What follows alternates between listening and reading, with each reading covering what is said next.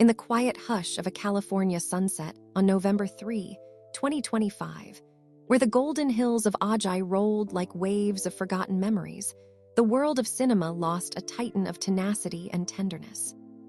Diane Ladd, the Oscar-nominated actress whose fierce spirit and multifaceted fire illuminated over 200 films and touched countless lives, passing away at the age of 89 in her beloved home, surrounded by the love of her daughter Laura Dern, who held her hand through the final, fatting scenes of a life that burned brighter than any spotlight. Just hours earlier, in the warm embrace of that sun-drenched sanctuary, Diane slipped away peacefully from idiopathic pulmonary fibrosis, a relentless lung condition that had shadowed her later years, her daughter confirming the news with a statement that broke hearts worldwide. "My amazing hero and my profound gift of a mother, Diane Ladd, passed with me beside her this morning. She was the greatest daughter, mother, grandmother, actress, artist, and empathetic spirit that only dreams could have seemingly created. She is flying with her angels now." Born Rose Diane Ladner on November 29, 1935, in the sultry embrace of Laurel, Mississippi, to a family of Southern resilience and unspoken dreams, Diane wasn't merely an actress. She was a whirlwind of womanhood, a 3-time Academy Award nominee, a director, a writer, a mother whose own heartaches fueled her portrayals of unbreakable women, her gravelly voice and gap-toothed grin a beacon of raw authenticity in a town of polished facades. Today, as tributes cascade from David Lynch, who called her a force of nature in every frame, to a generation of fans who found solace in her unfiltered wisdom, we trace the emotional crimson threads of Diane's extraordinary tapestry. Her cause of death, a serene surrender after a lifetime of defiant vitality. Her age, 89, a testament to a century of cinematic conquests. The family that was her fierce fortress. The net worth reflecting a career of quiet revolutions. The lifestyle of a Southern belle turned Hollywood battler, and the biography of a survivor whose scars became her superpower, reminding us that true stardom shines not in the glamour, but in the grit of the human heart. This isn't a faded reel. It's a heartfelt homage to Diane, a woman whose laughter lingered long after the applause faded, urging us to live as boldly as she did, to love as fiercely, and to leave our own scenes etched with unapologetic fire.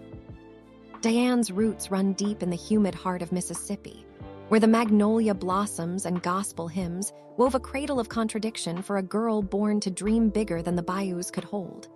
Her family, a silken stronghold of Southern stoicism and unspoken sorrows that forged her into the fierce feminist force she became.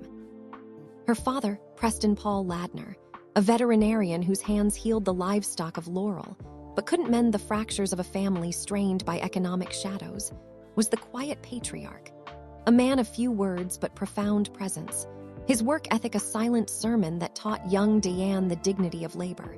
His pride in her early talent shows a rare rumble of applause that echoed through her career's crescendos. Her mother, Mary Bernadette Anderson Ladner Gary, a housewife with a hidden spark as an amateur actress, was the emotional engine, her kitchen a stage for dramatic monologues over cornbread and collard, her own unfulfilled dreams a subtle script for Diane's unquenchable ambition. Mary's remarriage after Preston's passing a lesson in reinvention that Diane carried like a talisman. As an only child in a household that felt like a full cast, Diane grew up as the cherished soloist, her parents' sacrifices, extra shifts for dance classes, skipped suppers for script readings, a symphony of belief that fueled her first steps toward the footlights. Family gatherings were heartfelt havens. Thanksgivings thick with turkey and tall tales of Tennessee Williams, her distant cousin whose Southern Gothic genius influenced her lyrical leanings. Holidays in Meridian where aunts and uncles swapped stories over sweet tea. Her mother's laughter a prelude to the powerhouse voice that would later command screens. This Southern upbringing wasn't without its thorns. The sting of poverty's pinch, the quiet ache of her parents' separation. But their love was a constant curtain call, Mary's encouragements a balm after early auditions' rejections, Preston's steady presence a pillar when Hollywood's glamour turned grim. Diane's own family blossomed in adulthood's tender tempo. In 1960, at 24, she married actor Bruce Dern, a union of two rising stars that burned bright but brief, divorcing in 1969 amid the turbulence of Tinseltown, yet birthing two daughters who became her greatest roles. Diane Elizabeth Dern, born 1961, tragically lost at 18 months in a drowning accident that shattered Diane's heart, a loss she channeled into fiercer performances as resilient mothers. And Laura Dern, born 1967, her mini-me in mischief and mastery, their bond a beautiful blend of mentor and muse, co-starring in Wild at Heart *, Rambling Rose *, Citizen Ruth *, and Inland Empire. Laura's 2010 Oscar win a tribute to the mother who taught her to play the scene with your heart wide open.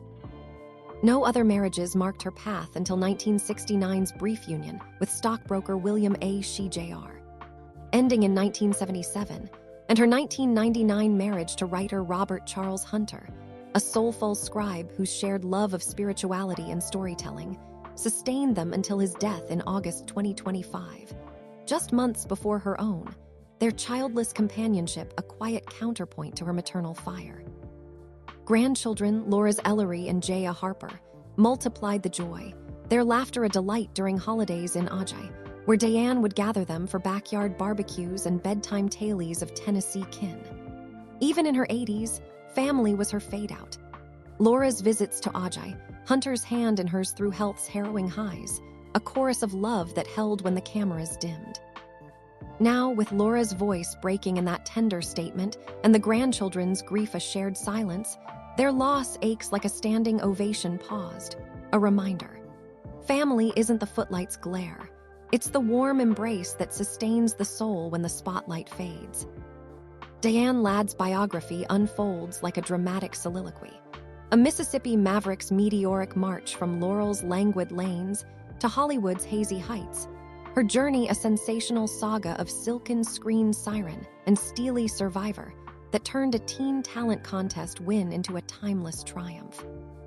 Born on that sultry December day in 1935, the only child of a vet and a homemaker with theatrical whispers, Diane was a vision from the start. Gap-toothed grin and golden curls that charmed her way into modeling at 15.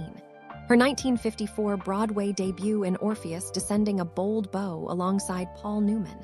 But it was 1960's Wild Angels that launched her to legend status. Her biker babe role alongside Peter Fonda a bombshell of grit and glamour. The 1960s crowned her character queen. The fugitive TV stints, Rebel in Town with John Payne, her marriage to Bruce Dern a dynamic duo that birthed Laura amid the chaos, their 1969 divorce a tabloid tempest she handled with class. The 1970s were her golden era.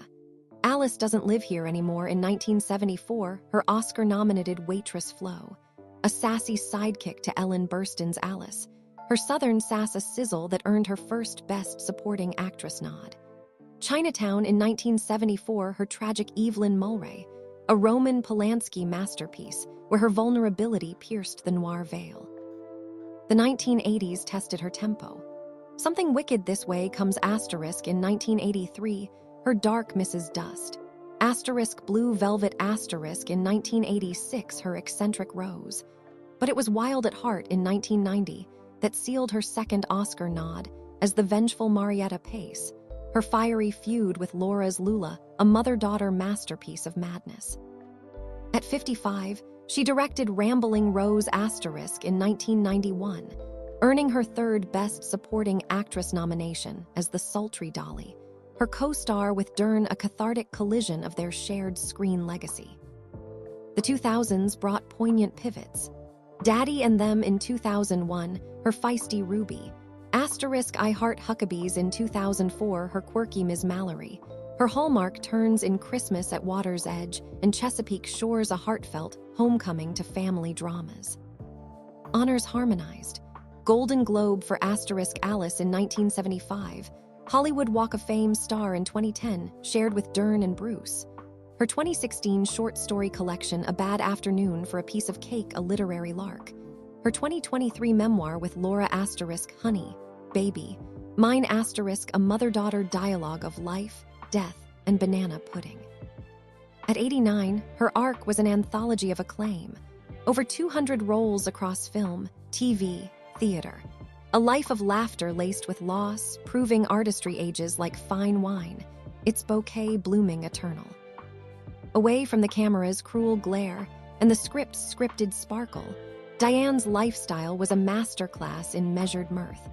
A harmonious blend of professional polish and personal poise, where the actress's spotlight tempered with the warmth of a woman who savored the off-stage symphony as much as the curtain's call. Envision her in the 1970s heyday. A cozy Ojai cottage overlooking the orchards, walls a gallery of family photos and film stills, mornings dawning with Earl Grey and crossword puzzles from the New York Times asterisk. Her 57 frame, elegant and enduring, slipping into jeans for walks along the avocado groves, the Pacific's distant roar a meditative mirror to her mind's meanderings. She lived the actor's life with refined restraint. No diva demands, just disciplined dawns of vocal exercises to keep her timbre true. Afternoons lost in script readings or theater rehearsals in LA. Her voice a versatile vessel for villains and vixens alike, often wrapping sessions with tea and toast at a local cafe where she'd eavesdrop on conversations for character inspiration. Food was her folk comfort. Mississippi feasts of fried catfish and cornbread with Laura during visits.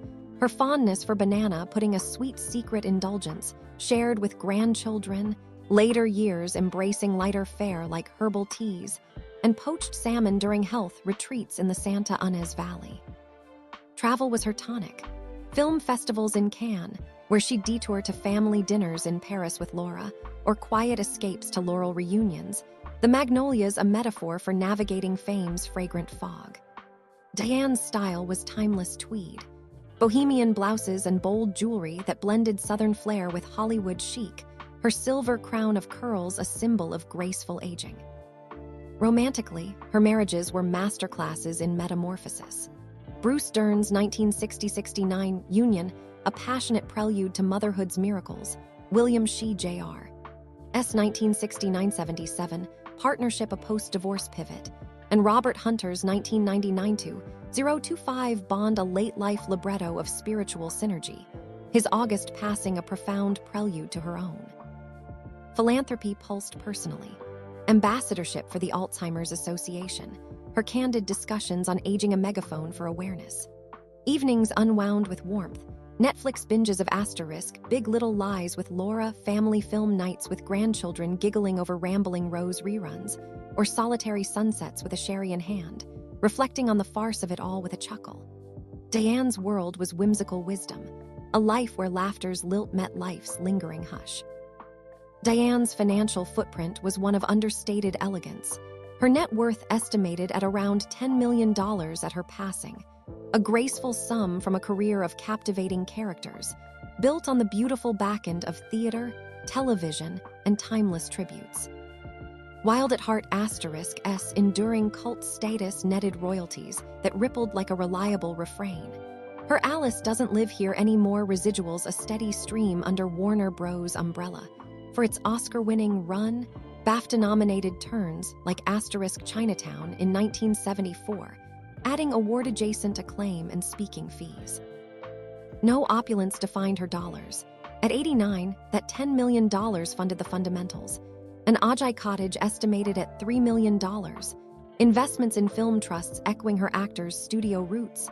Generous gifts to dementia charities like the Alzheimer's Association amid her advocacy. And family funds for Laura's productions. It was wealth with wit. Fortune favors the feeling it fosters, a portfolio of poise over pounds. In the fatting glow of November 3, 2025, Diane's cause of death reveals the gentle denouement to her distinguished drama, idiopathic pulmonary fibrosis, a silent lung scourge that had quietly woven its way through her final years, leading to her retirement from the screen in 2018, yet never dimming her delight in the craft. Her peaceful passing at home a serene surrender after a lifetime of luminous lines. Laura's statement a soft spotlight on her comfort in those last days. At 89, on the eve of more memoirs and milestones, her exit aches like a prompt forgotten mid-scene. Lynch's tribute a tearful toast to their wild dynamic, The nations pause a profound proscenium archbowed in respect. This isn't intermission. It's a call to cherish the comedy, to converse on aging's art with the openness she championed. Diane Ladd's life was a luminous legacy. From Mississippi magnolias to Hollywood heights, family her flawless foundation, lifestyle her luminous light, net worth her nuanced nod. At 89, Fibrosis's fade pens a poignant palace ballad, beckoning us to laugh through the lines, hold our harmonies close. Laura, her grandchildren, they carry her curtain call now, their sorrow our shared spotlight, summoning us to perform on in her spirit. Diane's poise persists in every flow quip, a legacy launching laughter skyward. If Diane's daring story has stirred your spirit today, as it has mine, please subscribe for more tales of timeless talents that touch the heart. And give this video a like to let her light linger. It honors the actress in us all. Thank you for joining this emotional encore. Cue up a classic, hug your cast, and let the laughter never end.